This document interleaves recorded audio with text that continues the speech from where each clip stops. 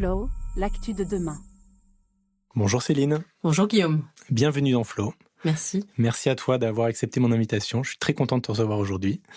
Alors, pour rappel, chez Flow, comme je te le disais, on va à la rencontre d'experts, d'entrepreneurs qui remettent en question le monde d'aujourd'hui et proposent quelque chose de nouveau, une vision nouvelle pour qu'on puisse réinventer le monde de demain.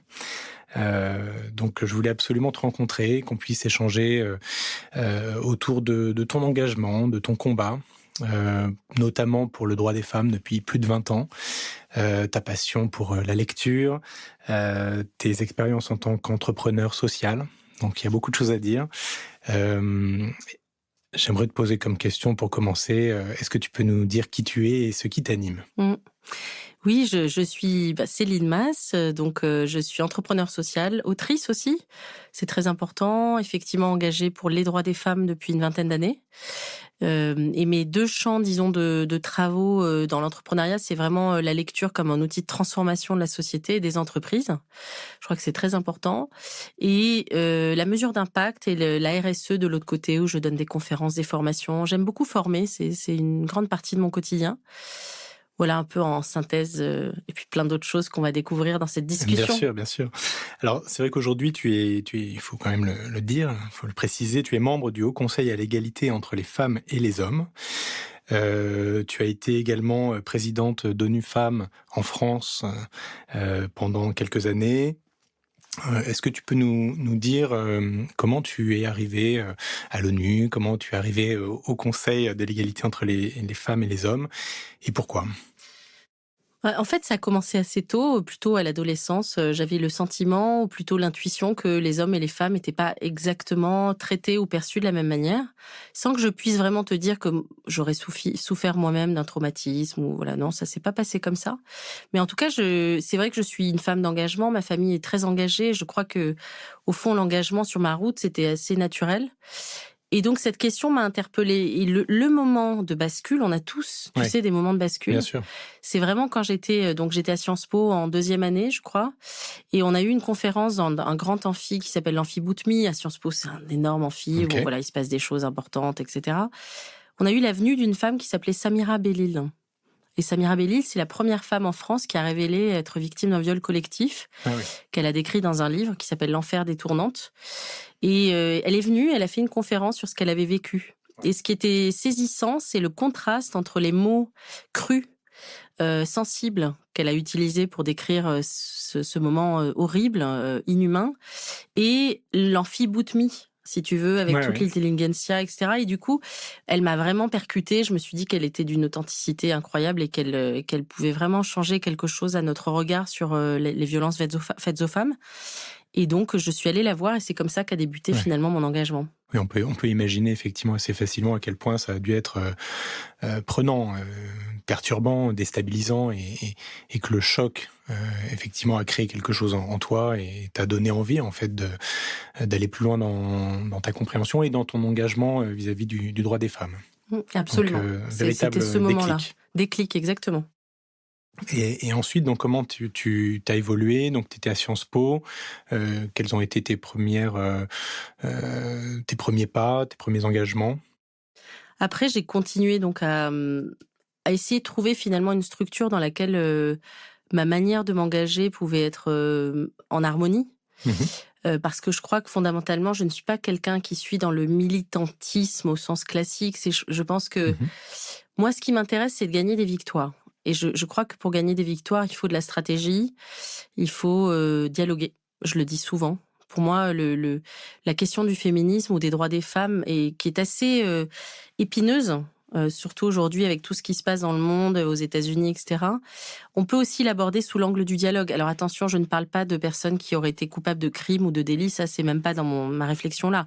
Là, il y a la justice qui doit passer, bien sûr, pour faire son travail. Moi, je parle plus de la vie en commun, du vivre ensemble. Et je trouve que le dialogue, c'est quelque chose de très important, ne pas toujours juger.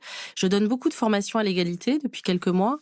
Et on me dit souvent, des hommes, pour être honnête avec vous, je ne sais plus comment faire. Je ne sais plus ce que c'est vraiment d'être un homme courtois.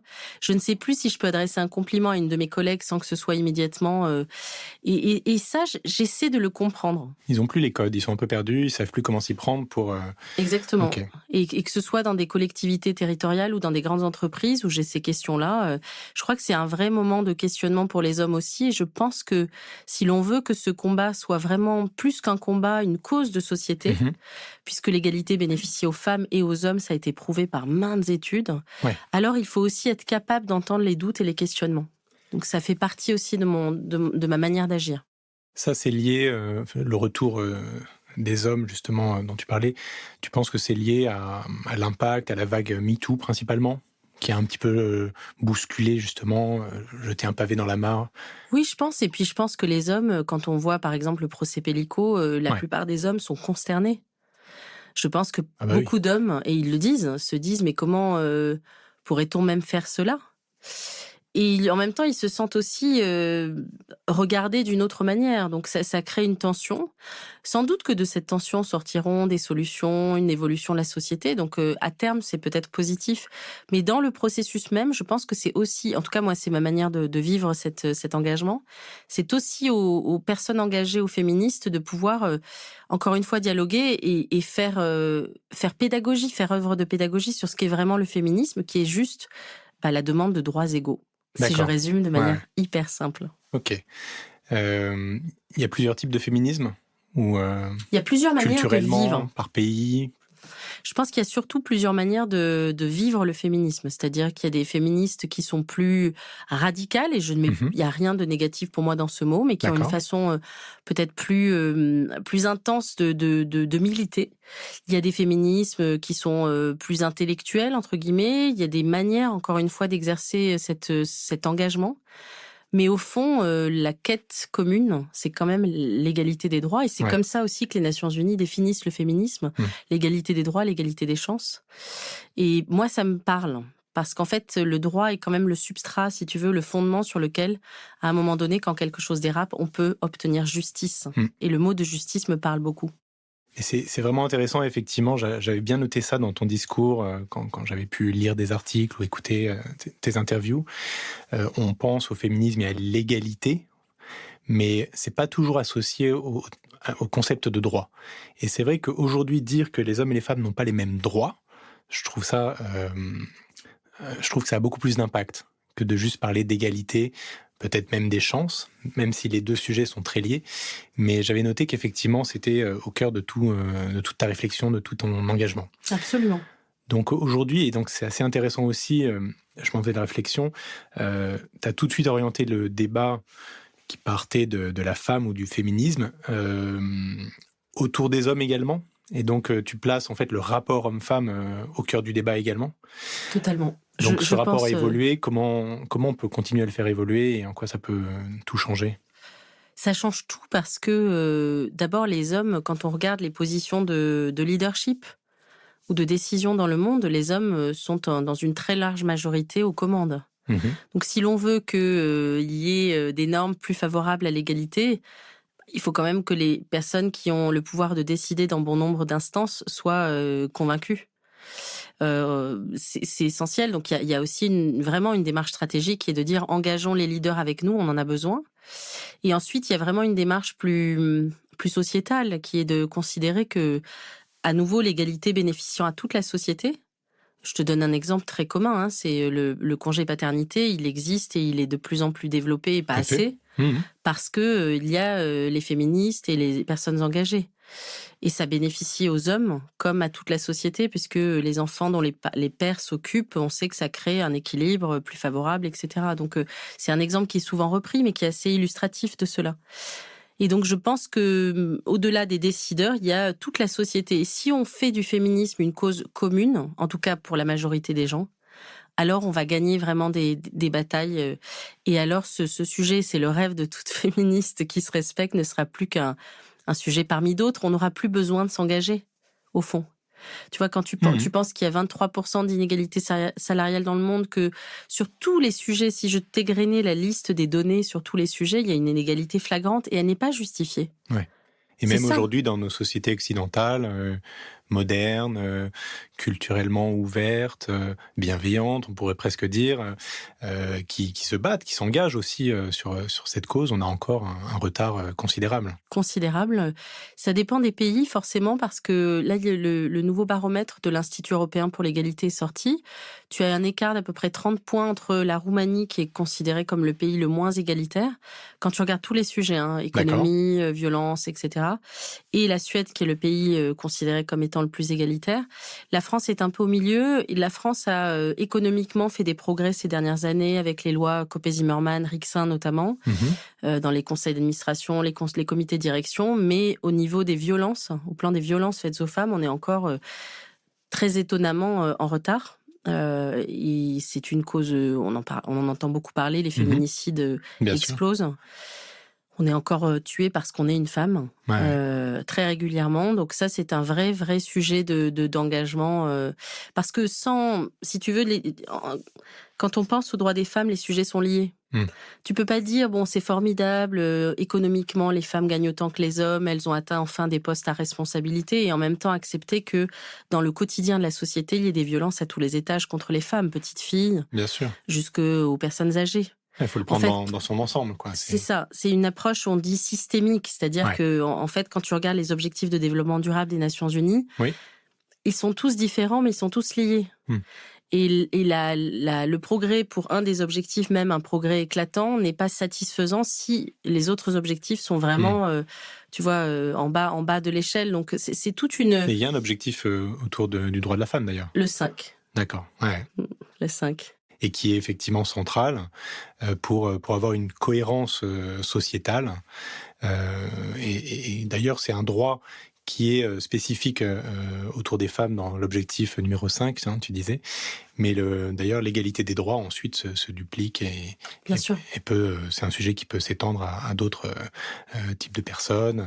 Bien sûr, c'est ce qu'on appelle la transversalisation des ODD dans un terme un petit peu technique. Merci. C'est le fait de dire, je t'en prie, c'est le fait de dire que non, mais c'est beaucoup d'années de travail. Ne t'inquiète pas, évidemment, j'ai baigné dans cet univers.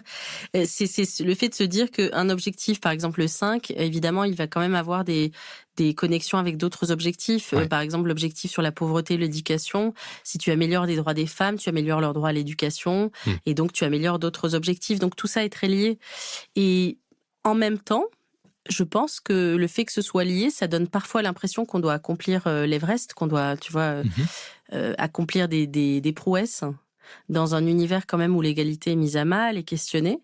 Donc, il faut aussi savoir obtenir des petites victoires, entre guillemets, pour garder en vue l'intégralité des objectifs qu'on doit atteindre et en même temps, sur le chemin, essayer d'avoir des petites victoires pour ne serait-ce que se motiver, parce qu'il y a aussi beaucoup de fatigue dans l'engagement à continuer. Bien sûr. Mais tu penses que, d'ailleurs, c'est une question intéressante, les objectifs de développement durable donc, de l'ONU, est-ce qu'on parle d'utopie, une société parfaite, voilà ce qu'il faudrait atteindre, on sait qu'on l'atteindra jamais, mais voilà ce qu'il faudrait qu'on atteigne pour être une société parfaite, ou est-ce que c'est, d'après toi, quelque chose quand même d'assez accessible, et donc qui devient une vraie responsabilité du quotidien de chaque pays, puis de chaque individu potentiellement? Non, c'est pas une société parfaite, c'est vraiment des progrès. C'est vraiment des progrès avec à peu près 200 indicateurs sur l'ensemble des 17 ODD qui sont accessibles par pays, qui sont accessibles par partie prenante, que ce soit les États, les entreprises, la société civile.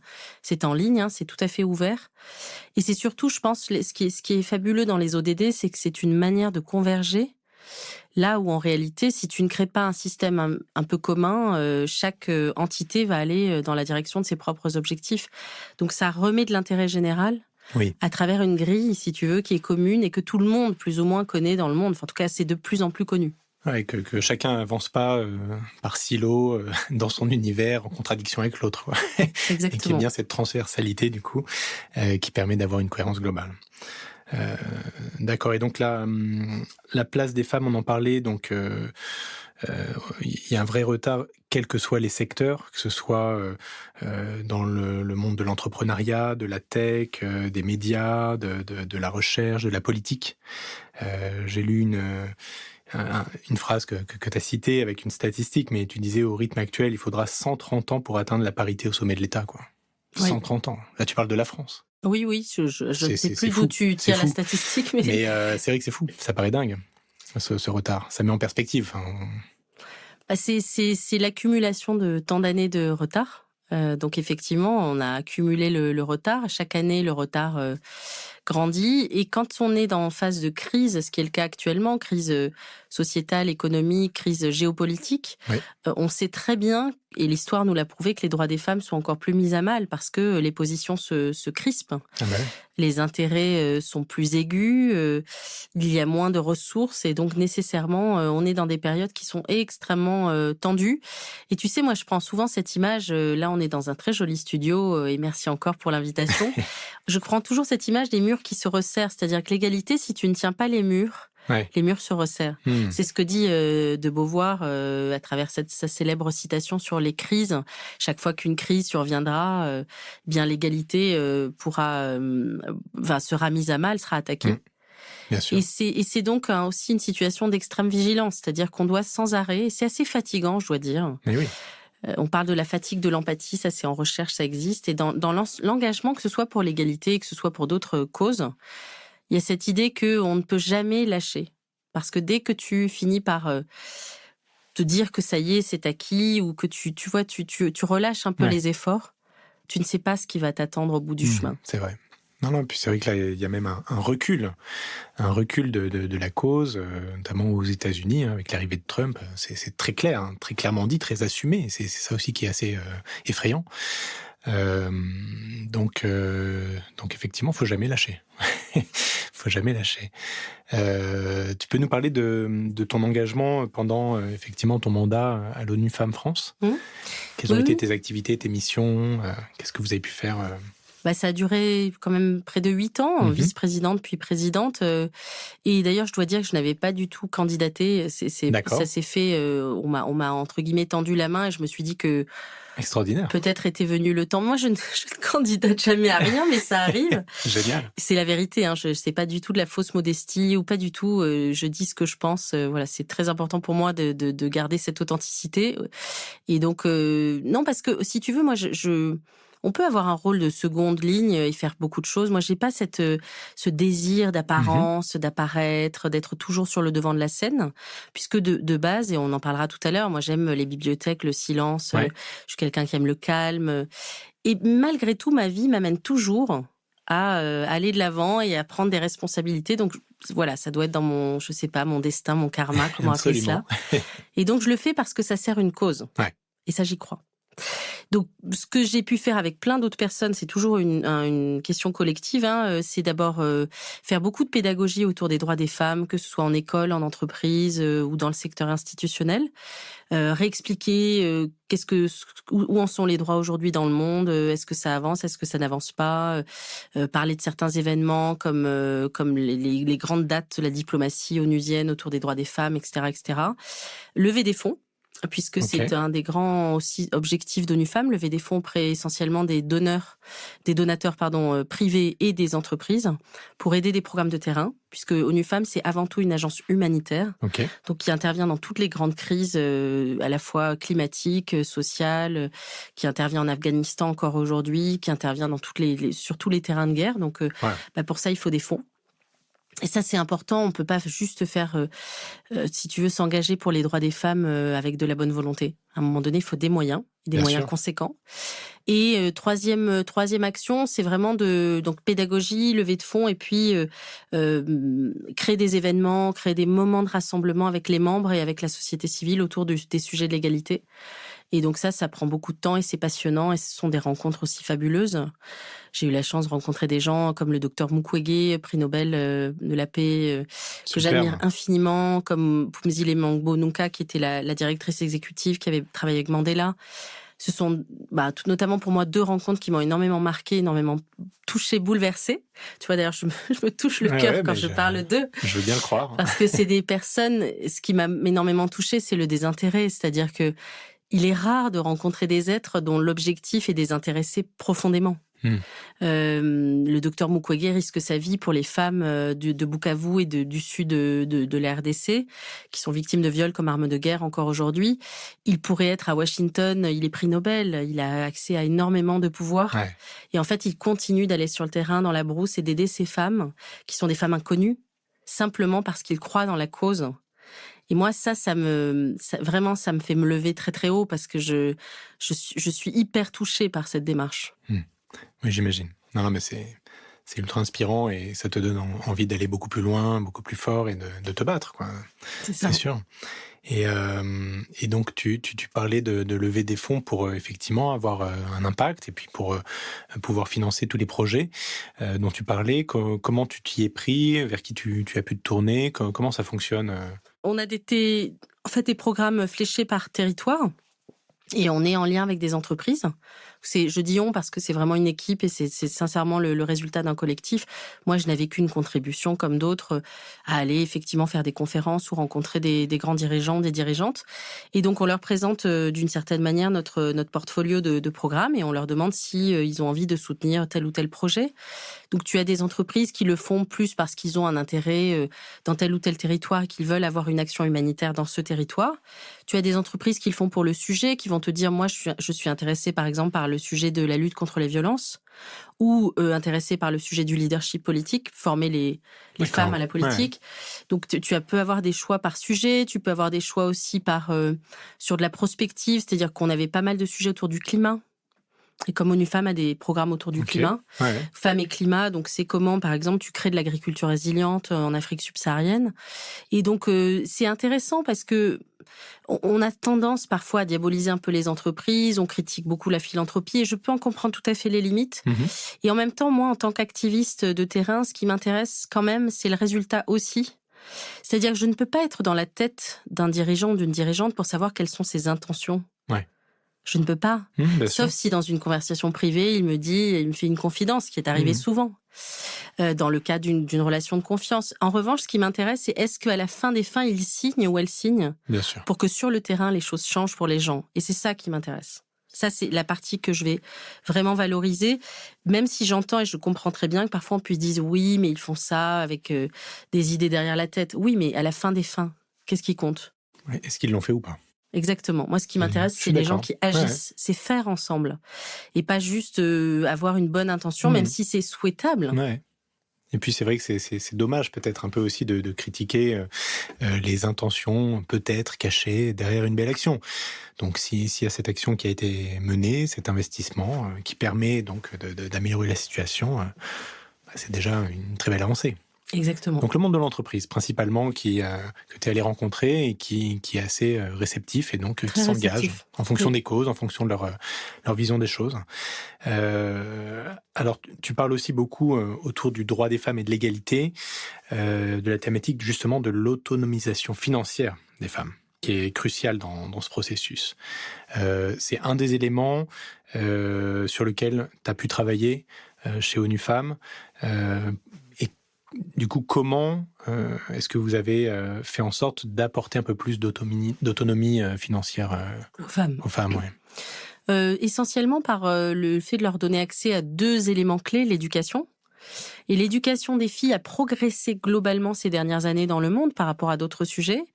Et puis, de les aider à lutter contre les violences. On revient sur l'approche systémique, parce que si on est victime de violences conjugales ou dans la société, ça va être beaucoup plus difficile de s'émanciper financièrement. Et puis aussi, un autre point, c'est leur faire prendre conscience de leur pouvoir. C'est l'empowerment. Ça, c'est la manière dont, et c'est très au cœur des programmes d'ONU Femmes, dont au-delà de l'agentivité, c'est un mot que j'aime bien en neurosciences, c'est-à-dire le fait que tu vas aider des personnes à prendre des initiatives. Il y a aussi le fait ensuite de les laisser libres de se développer, de leur donner des outils, mais de ne pas faire à leur place.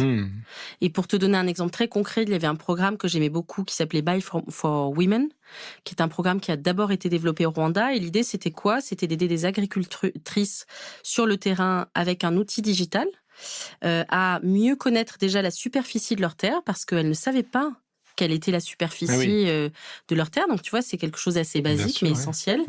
À manager, entre guillemets, leurs équipes, à savoir quelles allaient être les prévisions météorologiques puisqu'elle ne savait pas non plus qu'elle allait être le temps, elle n'était pas connectée, à vendre en ligne éventuellement leurs produits. Et donc, grâce à ça, tu crées de l'autonomie financière et tu leur apprends à utiliser l'outil surtout et à le transformer. Tu leur apprends à configurer ensuite l'outil et ça leur appartient.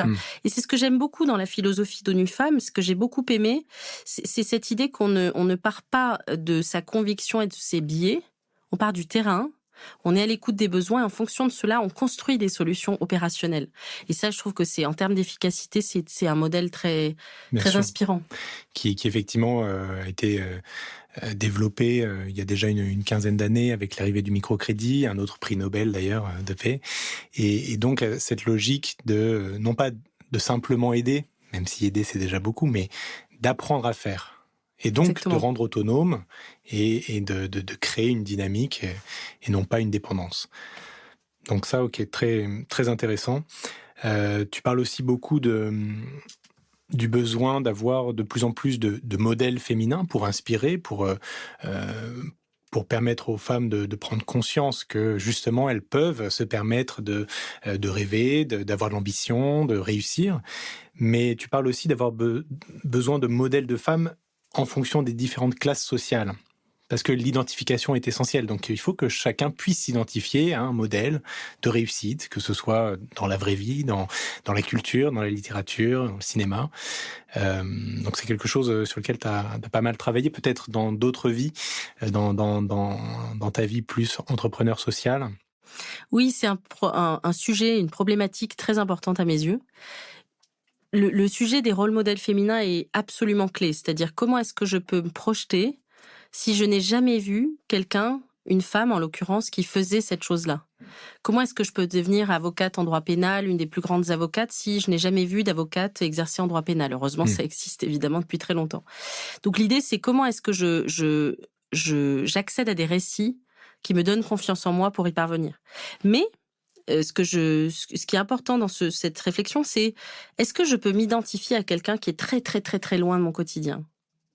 Est-ce que si je suis, je sais pas, justement, je travaille dans l'agriculture, est-ce que mon rôle modèle peut être une femme cadre de la finance? Peut-être, mais pas sûr. Ouais. Et moi, mon point, c'est vraiment d'adresser le sujet non pas de limiter nos rêves, mais de trouver quand même dans des rôles modèles une certaine forme d'identification possible.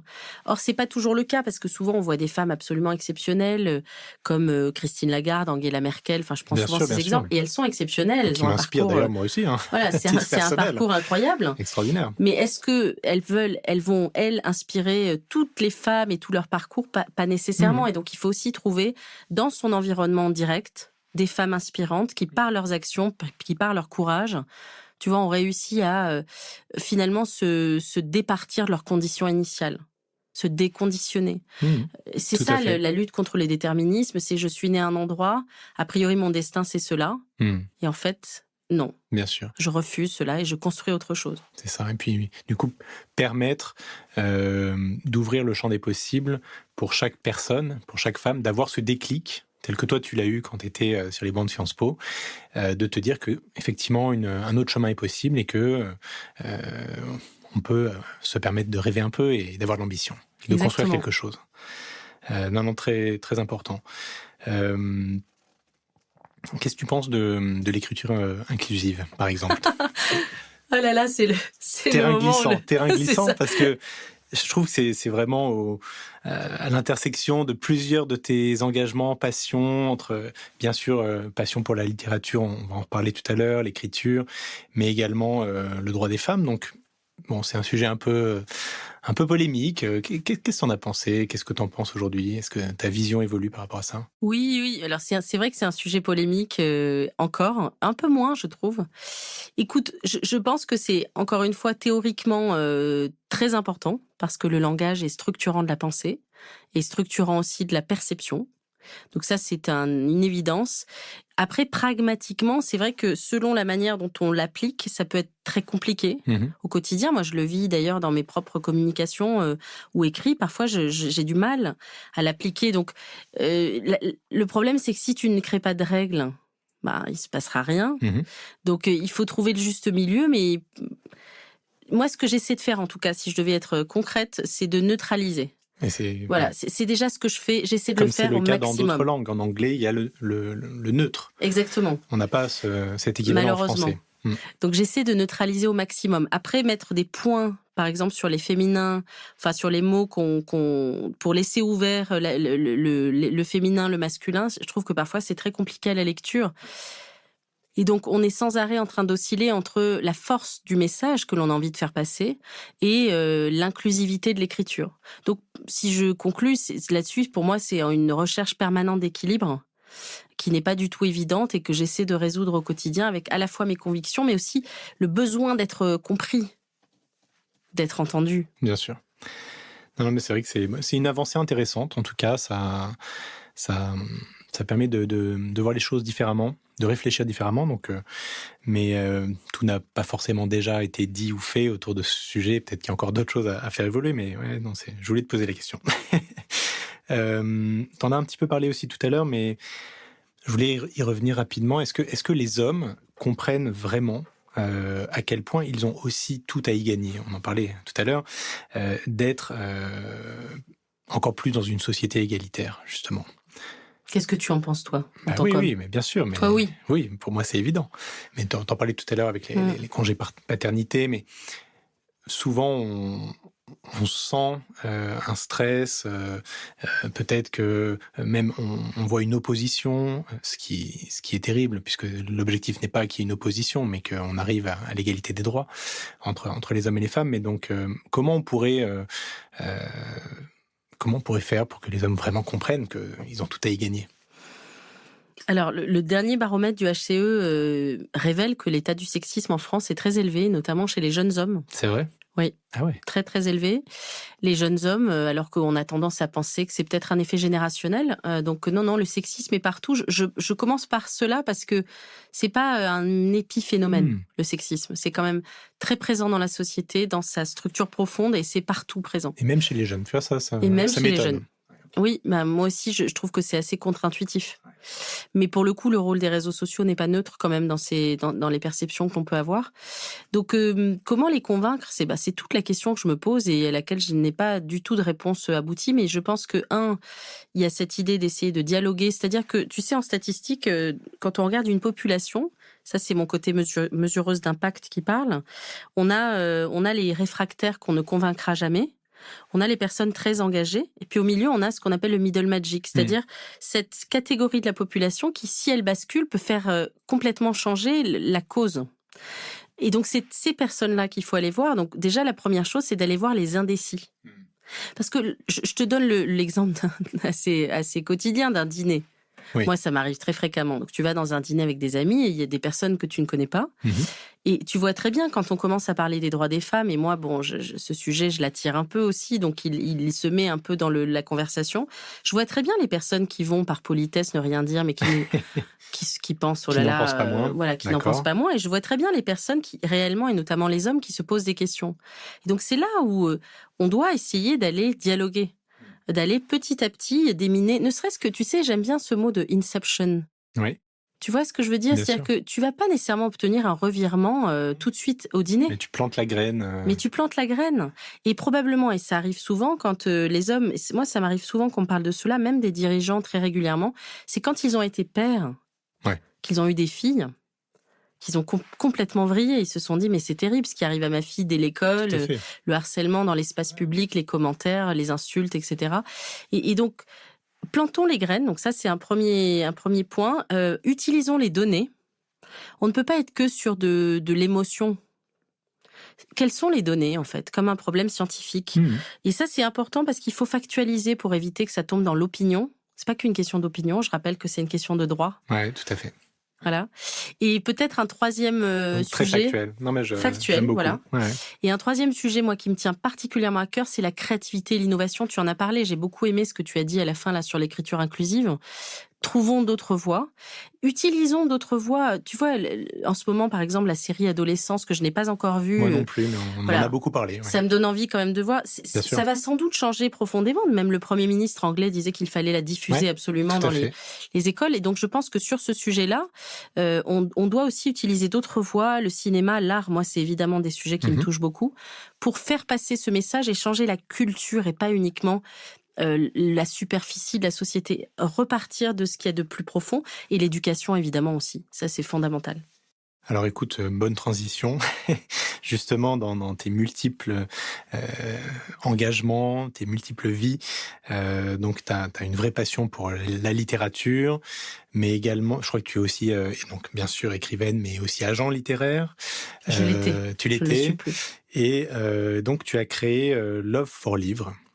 Est-ce que tu peux nous en parler, nous dire comment tu rattaches ça à ton engagement quotidien et peut-être à ce que tu viens de dire, comment la culture peut influencer, sauver même le monde peut-être? Ah oui, j'aime bien cette expression. C'est ce qui, d'ailleurs, j'étais dans un think tank il y a quelques années qui s'appelait Altaïr, et on avait ce mantra: la culture changera le monde. Love for Life, c'est un projet, à la fois une passion et puis un projet professionnel, réellement, qui est d'inventer, d'innover de nouvelles formes de liens à la littérature, à la lecture plus globalement, pour mieux vivre. Donc c'est vraiment le livre au service du mieux vivre pour tous, professionnels et particuliers. Et c'est d'autant plus aujourd'hui, je me rends compte, tu vois, on s'est lancé il y a 5 ans maintenant, et je me rends compte à quel point les problématiques actuelles résonnent avec cette activité, en toute modestie, mais la santé mentale. La lecture est un extraordinaire facteur de bien-être mental et physique, parce que les deux sont liés. Le sujet des crises, j'ai envie de dire démocratiques, savoir lire des romans, rencontrer des personnages qui n'ont pas ton avis, te forger un esprit critique. Tout ça, tu le trouves dans la lecture. Or, en ce moment, c'est d'autant plus important. L'éloignement des écrans. On sait que les écrans vont constituer un sujet de santé publique majeur, déjà aujourd'hui, mais dans les années à venir. J'étais à une conférence formidable au Centre national du livre il y a 3 semaines.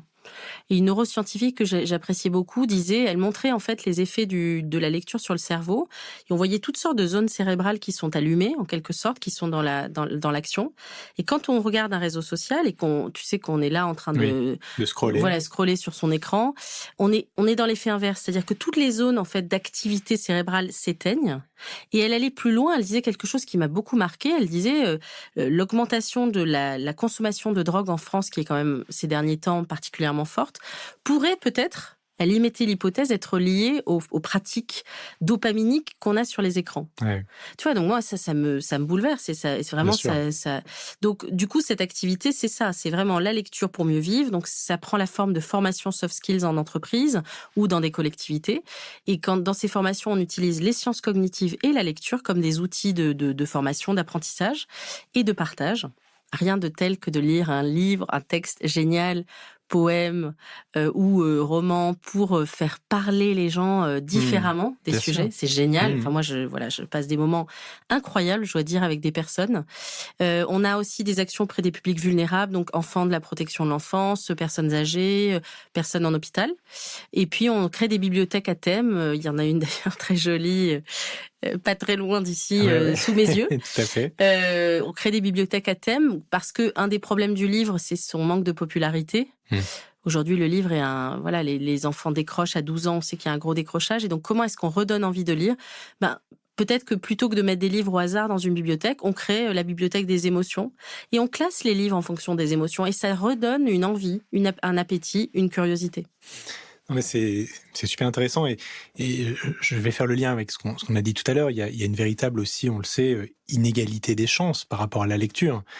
Bien sûr, un enfant qui arrive dans une famille plutôt bourgeoise, qui voit ses parents lire en permanence avec des bibliothèques remplies de livres, ou dans une famille d'ailleurs parfois bourgeoise aussi, mais qui ne lit pas du tout, déjà le rapport à la lecture va pas du tout être le même, et on sait que cette lecture, quel que soit ton milieu, va t'apporter éducation, esprit critique, comme tu le disais, et te permettre d'évoluer très rapidement. Et dans les études, c'est central, très très tôt, dès l'école primaire. Donc, Donc je comprends complètement ce combat et je comprends l'impact qu'il peut avoir par rapport à l'égalité des chances, que ce soit pour les femmes ou au sens plus large au sein d'une société. Et donc, ok, c'est tout l'enjeu de Love for Livre. C'est tout l'enjeu avec quand même une approche, et tu as compris que j'étais attachée aux données, très factuelles. C'est-à-dire que dans notre comité des sages, on a des neuroscientifiques, on a des gens qui viennent du monde de l'art. On est quand même dans une approche, c'est-à-dire que euh, mes convictions politiques ou personnelles ne sont pas prétexte à des activités professionnelles.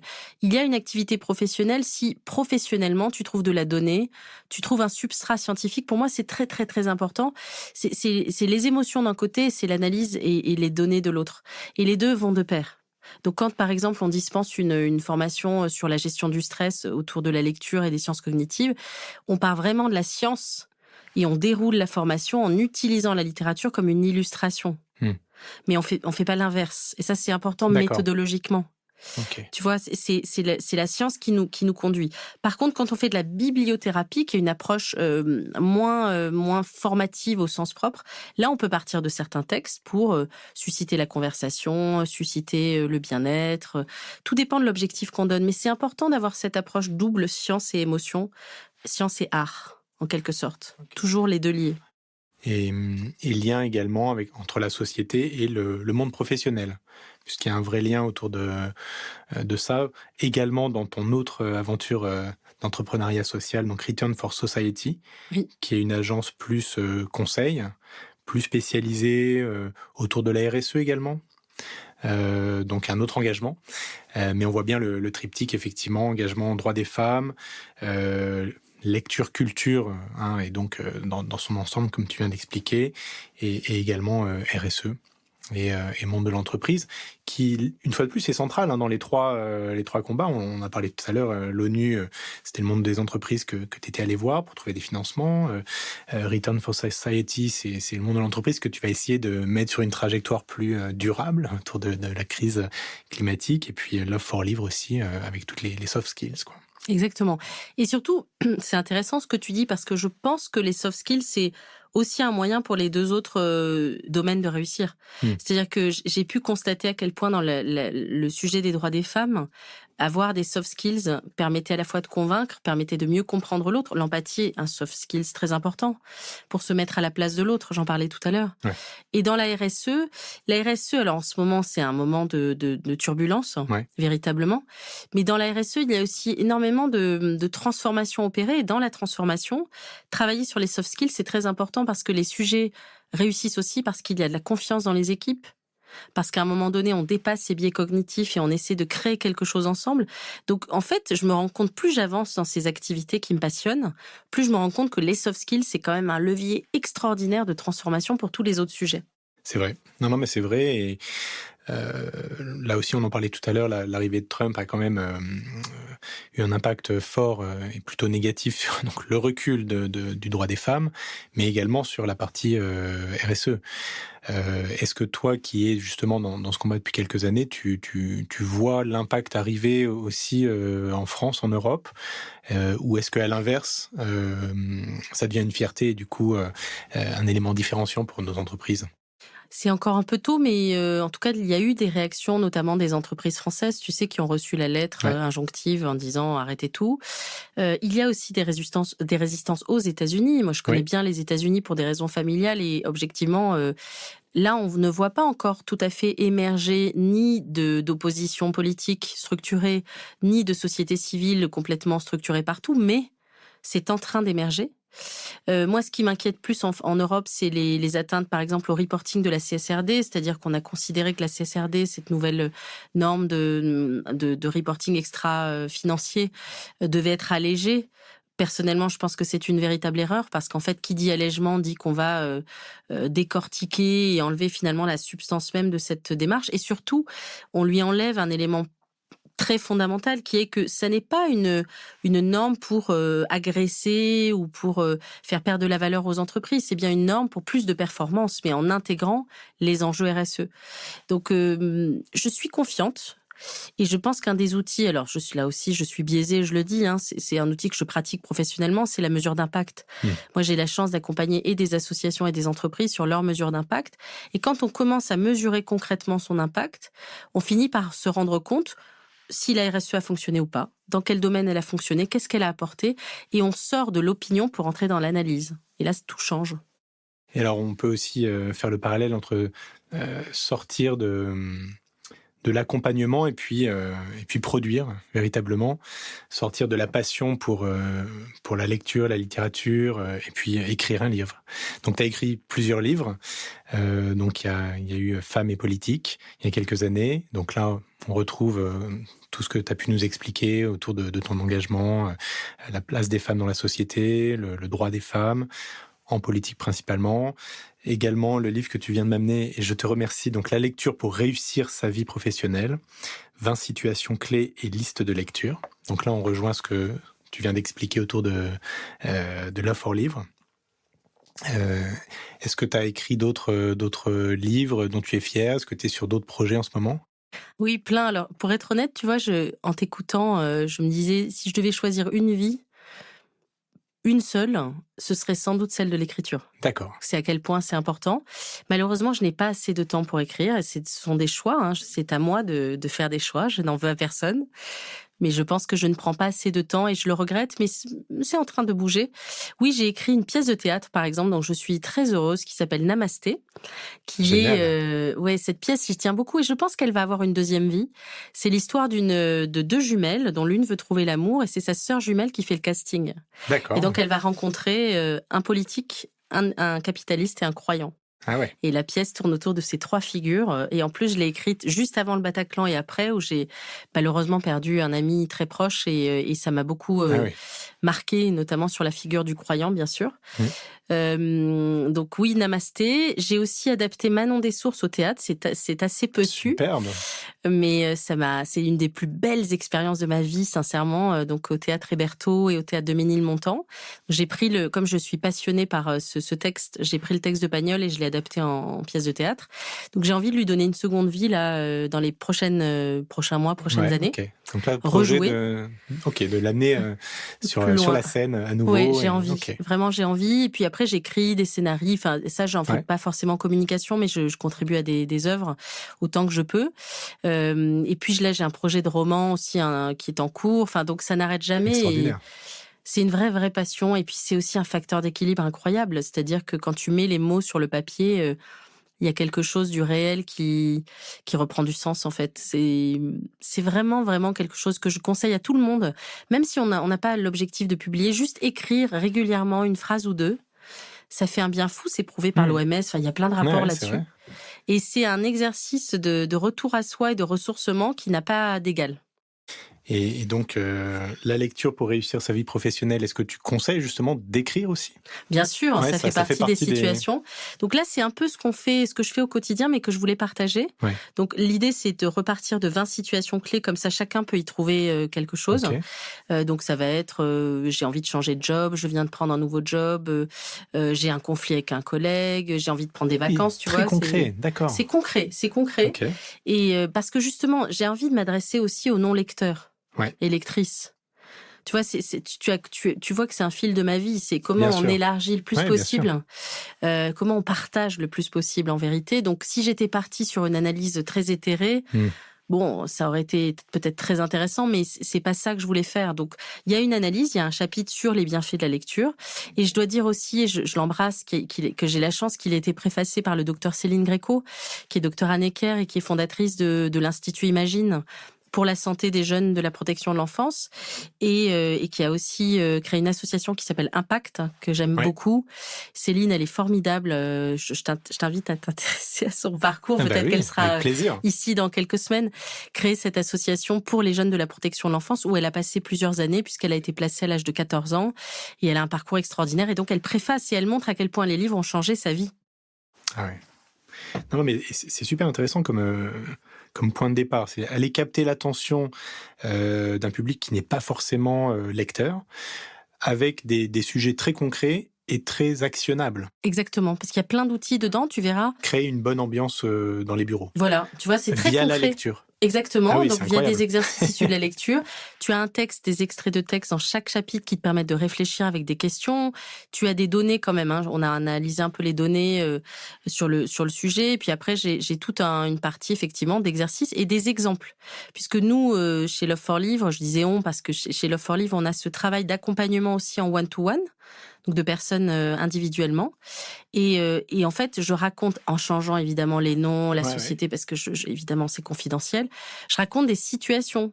Donc par Mais exemple, oui, tel oui. manager se retrouve face à une équipe, elle est surmenée, elle n'arrive plus à manager, ou des hommes, des femmes, hein, il y a les deux.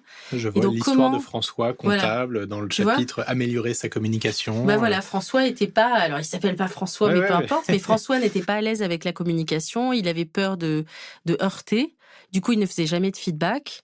Or, il faut faire du feedback sans heurter, c'est bien l'enjeu. Et donc, l'idée, c'est comment est-ce que François, on a réussi avec des exercices à l'aider à débloquer le sujet. Donc, Ah moi, je suis ouais, c'est honnête, génial. c'est pas, tu vois, en fait, c'est toujours des recettes conjuguées.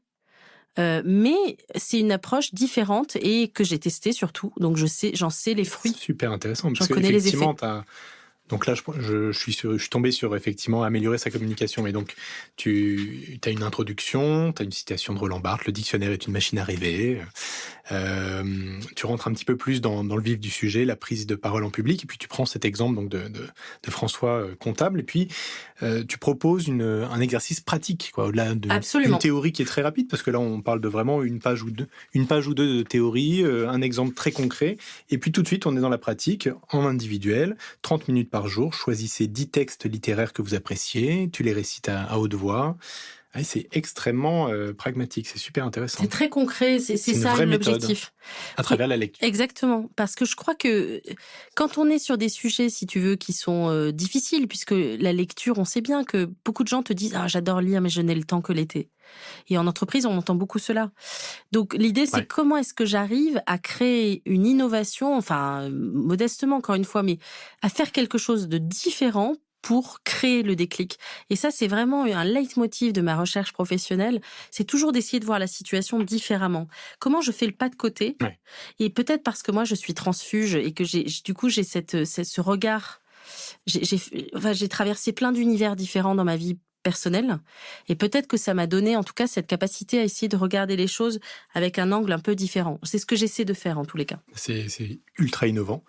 Je vois le chapitre redonner du sens à sa vie professionnelle. Donc ça, c'est une thématique centrale aujourd'hui, je pense, en tout cas en France, centrale dans ton parcours aussi.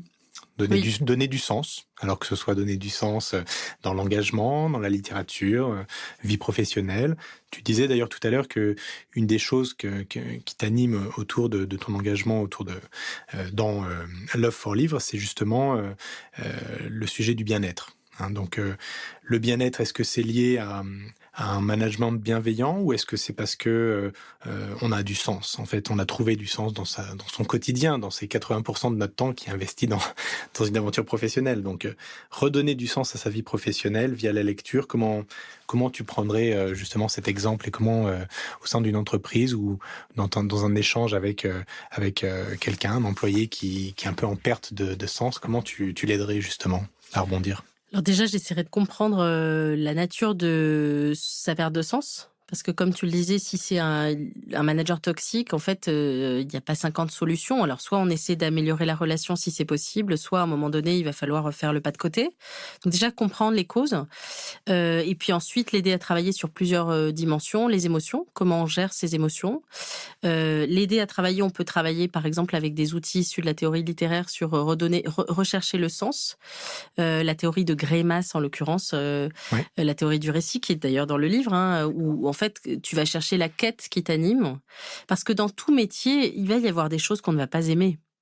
Moi, dans mes métiers, enfin toi aussi, j'imagine, Oui, dans ton bien sûr, bien métier, sûr. on sait que dans un métier, on va aimer peut-être à 80%, 90% dans le meilleur des cas. Mais l'idée, c'est qu'est-ce qui fait, et ça, c'est ce qu'on appelle les motivations primaires, ça, c'est issu des neurosciences, Qu'est-ce qui fait que tu aimeras toujours un métier? Si par exemple, Guillaume, toi, ta motivation première, c'est le contact, la relation, Ouais. avec tes collègues, on va dire. Mmh. Si tu te retrouves dans un job où tu es complètement isolé, télétravail 100%, etc., tu sais d'emblée, Ouais. même si l'activité est passionnante, que tu ne vas pas t'épanouir. Donc c'est aussi très concrètement aider les gens à remettre le doigt sur ce qui les fait vibrer, Ouais. ce qui leur donne envie d'avancer.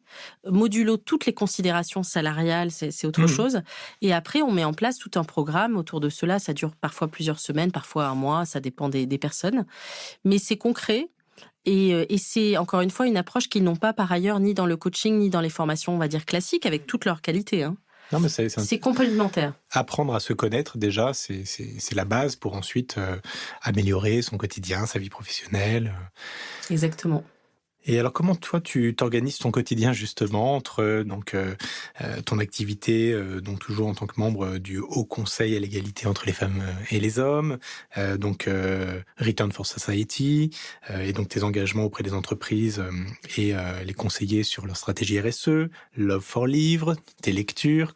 Comment tu organises une semaine? Quelle est la semaine type de Céline? Alors, écoute, je n'ai pas vraiment de semaine type. C'est bien un des sujets sur lesquels j'essaie de travailler. J'ai du mal à dire non, c'est-à-dire qu'on me sollicite beaucoup, notamment des femmes, compte tenu de mes engagements pour de l'aide, pour des relectures de CV, enfin c'est très varié. C'est vrai que j'ai du mal à dire non. Néanmoins, je me suis rendu compte il y a quelque temps que c'était nécessaire parfois de mieux me concentrer. Donc ce que j'essaie de faire, mais ça ne marche pas toujours, c'est vraiment d'avoir à minima la moitié de ma semaine sans rendez-vous pour pouvoir vraiment prendre le temps de réfléchir, de construire des programmes, d'écrire aussi. Et le reste de la semaine, alors ça dépend, parfois c'est par demi-journée, parfois c'est un jour, tu vois. Mais c'est vraiment mon sujet, c'est drôle que tu poses cette question parce que c'est vraiment mon sujet de défi. C'est savoir dire non, ne pas être... J'ai aussi une curiosité insatiable, je m'intéresse à plein de choses. Donc quand quelqu'un m'amène un sujet que je trouve passionnant, j'ai envie d'y aller, tu vois, parce que je crois que mon moteur, c'est apprendre aussi. Ouais, bien sûr. Et donc, c'est une lutte permanente de me dire, non, mais attends, là, tu feras ça l'année prochaine, ou voilà, tu n'as pas le temps. Mais après, ça s'organise pas trop mal parce que j'ai quand même une très grande connexion à moi-même. C'est-à-dire que quand je sens que je suis à la limite, j'ai écrit un roman sur le burn-out. J'en ai pas parlé le jour où Maya s'est relevée. Et j'ai interrogé plein de gens qui avaient fait un burn-out. Je sais quand je commence à rentrer dans une zone rouge. Et pour le coup, là, je n'ai aucun scrupule à dire non. Ouais. Je sais préserver. Tu sais te protéger aussi. Exactement. Et tu connais tes limites. Je connais mes limites. Et puis j'ai une super famille qui m'accompagne. J'ai un compagnon très très aidant. Je pense que dans le sujet du couple aussi, c'est très important d'être bien accompagné, avec qui on s'entend très très bien. On se comprend. Et ça, c'est quand même un facteur très équilibrant, je dirais. Voilà, je fais au mieux. Si je réussis. Et alors, quels sont les projets là qui te titillent, sur lesquels tu vas pas réussir à dire non, que tu reportes un peu, mais bon, tu sais que tu vas finir par craquer, par les faire. Quels sont les... J'ai un projet, alors il y a le roman, c'est sûr, mais là, j'aimerais trouver le temps. C'est plus une lutte pour trouver le temps. On m'a proposé plusieurs présidences d'associations au sortir de Femmes France, mais j'ai préféré justement refuser ou en tout cas dire que ça sera peut-être pour plus tard parce que j'avais besoin de temps. Il y a un projet autour de l'Afrique subsaharienne qui plus que me titiller, qui est déjà un peu en cours, dont je parlerai probablement dans quelques semaines. Et voilà, ça, j'ai envie aussi parce que j'aime l'international aussi. Je l'ai pas dit encore, mais j'aime bien sortir d'un cadre où tout le monde se connaît, où on se ressemble. Tu vois, même si en vivant à Paris, on peut être très différents les uns des autres, bien sûr. Mais il y a une sorte de fonctionnement culturel qui est quand même en place.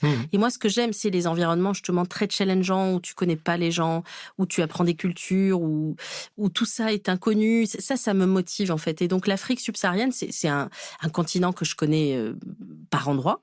Où je suis allée de nombreuses fois, mais pas encore, évidemment, c'est très large, les pays sont tous très différents. Et donc, j'ai envie de travailler avec ce continent, d'aller plus loin. Voilà, ça me tente bien. Puis, dans un univers, tu verras, assez différent de ceux que j'ai déjà appréhendés. Génial. Et aussi avec à cœur de travailler sur de nouveaux modèles de féminisme, enfin d'essayer d'apporter de nouvelles choses. Voilà, c'est en cours de réflexion et d'élaboration. Génial, passionnant, on va suivre ça de près. Est-ce que tu as des livres à recommander? Je suis obligé de te poser la question. J'en ai plein. J'imagine qu'il y en a une liste importante, oui, mais... Là, on n'est pas très loin du Salon du Livre, donc là, écoute, je lis Intérieure Nuit de Nicolas Demorand en ce moment même. et je suis scotchée. Je trouve que c'est d'une grande honnêteté, d'une grande force, donc je le recommanderais, même si c'est déjà un best-seller, mais bon, la preuve en est. Bien sûr. Un livre que j'adore, c'est le livre de Sénèque, La vie heureuse. Je trouve qu'en quelques pages, il résume, c'est stoïcien, mais Excellent. résume parfaitement bien finalement le fait que l'existence est si courte et comment on peut se la rendre meilleure. Mon livre culte, c'est Kundera, hein, La soutenable légèreté de l'être. C'est un livre que j'adore parce que d'abord, il a une langue très ciselée. Ouais. Et puis, il a je sais pas si tu te souviens, ce chapitre, le lexique des mots incompris, où il montre que les deux personnages, en l'occurrence Hans et Sabrina, si je ne dis pas de bêtises, disent les mêmes mots, mais ne mettent pas la même réalité derrière. La même définition, ouais. Et ça, c'est essentiel dans la vie, c'est-à-dire que c'est le début de beaucoup de malentendus. Si on comprenait qu'en fait, on utilise les mêmes mots, mais que notre langage plus subliminal, plus fin n'est pas le même, peut-être qu'on arriverait déjà à déminer pas mal de conflits. Et ça, c'est quelque chose qui me tient à cœur. Puis voilà, après, etc., etc. Je n'arrête pas d'acheter des livres et c'est d'ailleurs mon... Tu sais, je veux dire quelque chose d'important aussi pour les auditrices et auditeurs. C'est que je pense que la lecture, c'est plus comme avant. C'est-à-dire qu'on peut lire de 1000 manières aujourd'hui. On peut lire un mini chapitre dans le métro, on peut lire le début d'un poème au sortir d'une réunion, on peut regarder ses livres sur ses étagères et trouver que c'est formidable. Et c'est déjà quelque part une activité liée à la lecture.